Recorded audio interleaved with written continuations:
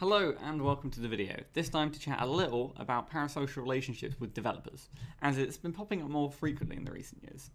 There's going to be a deep slice into the beginner's guide and Bennett Foddy's Getting Over It, so some potential spoilers ahead. But before I get too far ahead of myself, let's quickly get our definition of parasocial relationships out of the way. Parasocial relationships are defined as relationships between spectator and performer, further explained by Horton and Wohl in 1956 when stated, the interaction characteristically is one-sided, non-dialectical, controlled by the performer, and not susceptible of mutual development. By this they mean the performer can control how they are perceived through their words and action, while the spectator, assuming they have a acceptance of the explicit and implicit terms which define the situation and action to be carried out by the program. Acceptance of the explicit and implicit terms generally means the fact that people who are watching the TV show willingly subjugate themselves to the show. They find themselves immersed, or they are engaged within the TV show, the radio show, or game as it is. When the concept of parasocial relationships was created, it focused on television and radio shows, but over time the theory has been built up upon by many other academics to include films, TV and games, any sort of entertainment medium.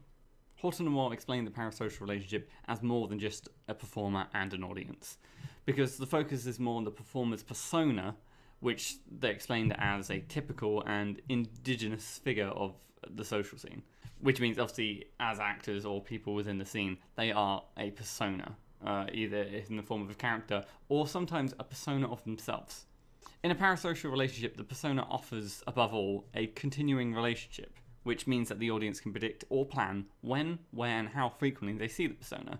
By rewatching older episodes, playing the game frequently, the audience dictates how they engage with the persona, but not necessarily how the persona acts. Hartmaan and Goldhoorn work to conceptualize forms of these parasocial interactions by looking at what typically causes parasocial experiences. They considered quite a few things, but they highlighted addressing style, so directly looking into the camera reported stronger parasocial relationships.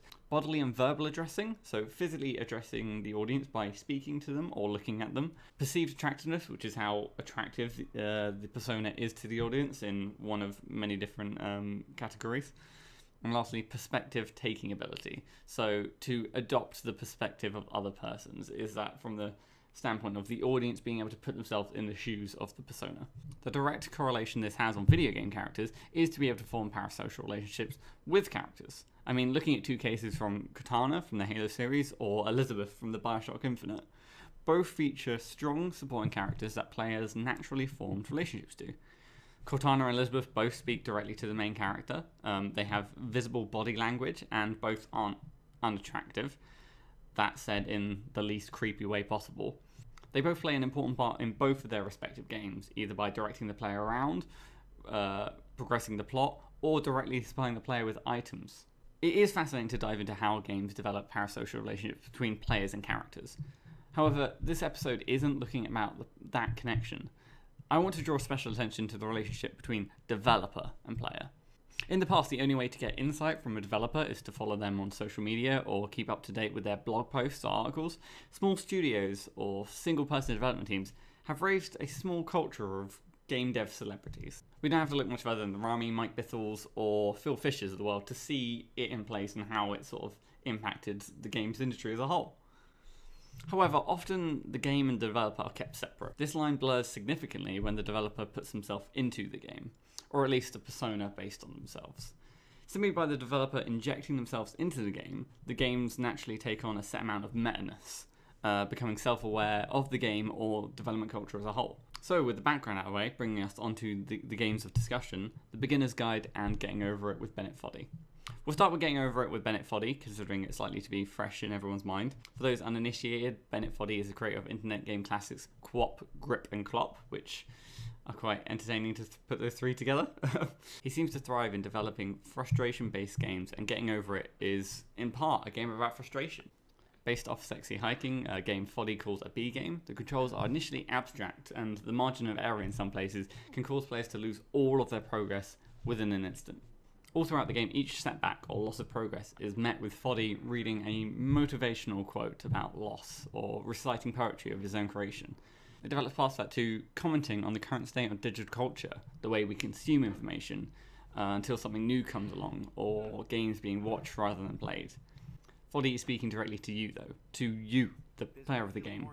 Over the course of the game, if you manage to complete it or not, a relationship is being developed. Often it is out of frustration or the comical quips after the player loses their progress for the 100th time. As the player proceeds to the top, Foddy's attitude shifts to become somber, thanking the player for getting this far. There is a clear emotion in his voice, real or otherwise, it gets a reaction of you. Foddy isn't playing a character or pretending to be anyone else. The Foddy you hear within Getting Over It is Bennett Foddy. Some people push past all the setbacks for Foddy, or simply to prove him wrong, to feel a sense of accomplishment to best the developer. In a weird way, you could argue that Foddy is the antagonist of Getting Over It, rather than the mechanics or obstacles themselves. I managed to get a response on Twitter from Foddy on the matter, and he said, "It wasn't natural to record my voice at all, and I'm acting, but it's not a persona. It's more like I'm trying to perform my own personal writing." This feeds back into the idea of us developing a parasocial relationship with Foddy, positive, negative, otherwise. We're interacting with the developer himself. In contrast, however, the beginner's guide written by David Rendon has an entirely different approach to relationship between the developer and player. Now, it does get confusing because Rendon has never come out to say whether the beginner's guide is a work of fiction or the stories within are real or based on real events. For those unaware, the beginner's guide is a game in which Rendon talks us through a series of games made by another developer coder. The game is broken up into set sections where you're playing a series of games said to be created by coder, and Rendon sort of talks you through about what could be of going through coder's life at the time and providing some sort of commentary. Now, my personal opinion is that the beginner's guide is a work of fiction. I think it draws heavily on some of Rendon's own experiences, but ultimately it is a game, and as such, Rendon is playing a caricature of himself and is less of a developer parasocial one, and more of the perceived character of Rendon. However, there are a few articles out there who voice their disgust at the action of Rendon in the beginner's guide, going after Rendon the developer rather than the character. I think that's one of the biggest issues with blurring the lines between real and fiction. People are unsure how to appropriately respond or feel as if they personally know the developer. The interesting thing about the beginner's guide and Getting Over It, Bennett Foddy is they are tackling this new side of game development. The idea of game developers putting themselves into games, or characters based on themselves into games, is you get this sort of weird introspective or self-aware nature, again, going back to the meta-ness of the game. So, how can we use developer parasocial relationships within our games? The short answer is it's complicated. There's a load of caveats, and doing it correctly is going to be challenging. The slightly longer answer is that you must intentionally put your game into a meta or self-referential genre. Include ways that you as a developer speak to the player either in voice or text. I feel that this really hasn't been fully explored. Games have only sort of begun to dip their toes into it.